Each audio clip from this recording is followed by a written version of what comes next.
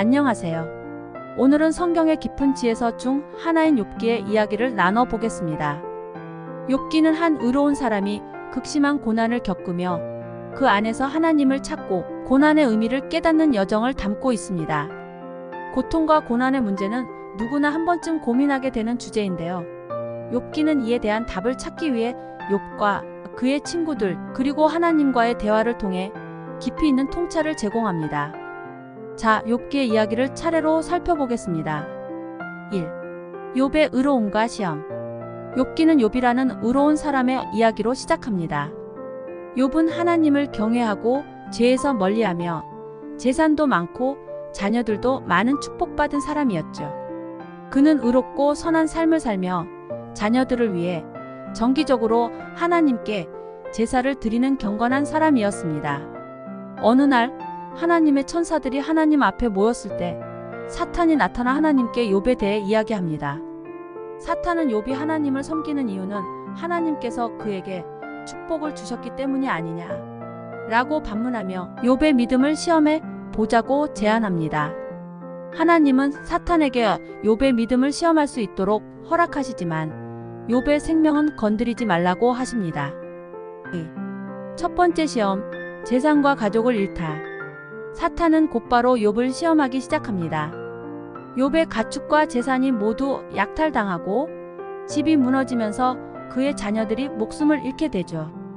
하루아침에 모든 것을 잃은 욥은 슬픔에 빠지지만 그는 주신 이도 여호와시여 취하신 이도 여호와시니 여호와의 이름이 찬송을 받으실지니이다라며 하나님을 원망하지 않고 그의 믿음을 유지합니다. 3. 두 번째 시험, 욥의 건강을 해치다. 사탄은 다시 하나님께 나아가 사람이 자기의 건강을 잃으면 하나님을 저주할 것이라고 말하며 욥의 몸을 시험하게 해달라고 요청합니다. 하나님은 사탄에게 욥의 생명만은 건드리지 말라는 조건으로 시험을 허락하십니다. 곧 사탄은 욥에게 심한 피부병을 일으켜 그가 극심한 고통을 겪게 만듭니다. 욥은 온몸에 종기가 나서 고통에 몸부림치며 재더미에 앉아 고난을 견디고 도무지 이해할 수 없는 고통에 괴로워합니다. 욥의 아내는 그를 보고 하나님을 저주하고 죽으라라고 말하지만 욥은 우리가 하나님께 복을 받았은즉 화도 받지 아니하겠느냐 라며 끝까지 하나님을 원망하지 않습니다. 4. 친구들의 방문과 논쟁. 욥이 고통 속에 있을 때 그의 친구 세 사람 엘리바스, 빌닷, 소발이 그를 위로하기 위해 찾아옵니다. 그들은 처음에 욥의 고통을 보고 아무 말도 하지 않고 함께 슬퍼해 줍니다. 그러나 시간이 흐르며 그들은 욥의 고난이 분명히 죄에 대한 하나님의 벌이라고 생각하고 욥에게 자신의 죄를 회개하라고 권유합니다. 이들은 의로운 사람이 고난을 당할 리 없다며 욥이 반드시 죄를 지었을 것이라고 단정짓죠. 하지만 욥은 친구들의 말에 동의하지 않습니다. 자신은 하나님 앞에서 의롭게 살았고 고난받을 이유가 없다는 것이죠. 그는 친구들의 논리에 반박하며 왜 하나님께서 자신에게 이 고난을 주시는지 알 수 없다고 말합니다. 친구들은 계속해서 욥을 비난하고 욥은 자신이 무죄하다는 주장을 굽히지 않으며 하나님께 직접 호소하기를 원합니다. 이렇게 욥과 친구들 사이에 치열한 논쟁이 오가며 고난의 이유에 대해 질문하게 됩니다. 5. 엘리후의 등장과 충고. 세 친구와의 논쟁이 끝난 후 엘리후라는 젊은 인물이 등장해 욥과 친구들의 대화를 평가하며 새로운 관점을 제시합니다. 엘리후는 욥의 친구들이 고난을 단순히 죄와 연결지은 것이 잘못이며 욥이 자신을 지나치게 의롭다고 주장하는 것도 문제가 있다고 지적합니다.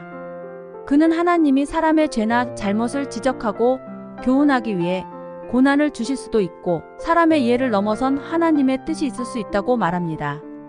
엘리후는 고난이 항상 죄에 대한 벌이 아니라 하나님이 더 높은 목적을 가지고 주시는 것일 수 있다고 설명하며 욥에게 하나님을 신뢰하라고 충고합니다. 6. 하나님의 음성과 욥의 깨달음. 엘리후의 말이 끝난 후 마침내 하나님께서 욥에게 직접 나타나십니다. 하나님은 욥에게 여러 질문을 던지시며 너는 천지 창조를 이해할 만큼 지혜로우냐? 자연의 법칙을 내가 다 알 수 있느냐? 라고 물으십니다. 하나님의 질문들은 욥이 인간의 한계를 인정하고 하나님의 위대하심과 신비를 깨닫게 하려는 것이었습니다. 욥은 하나님 앞에서 자신의 무지함을 깨닫고 하나님의 섭리와 계획을 온전히 이해할 수 없음을 인정하게 됩니다. 그는 하나님께 회개하며 자신이 하나님에 대해 함부로 말한 것을 후회합니다. 내가 주께 대하여 귀로만 들었사오나 이제는 눈으로 주를 배움나이다라고 고백하며 고난 중에도 하나님을 더욱 깊이 알게 되었음을 깨닫습니다. 7. 욥의 회복과 하나님의 축복.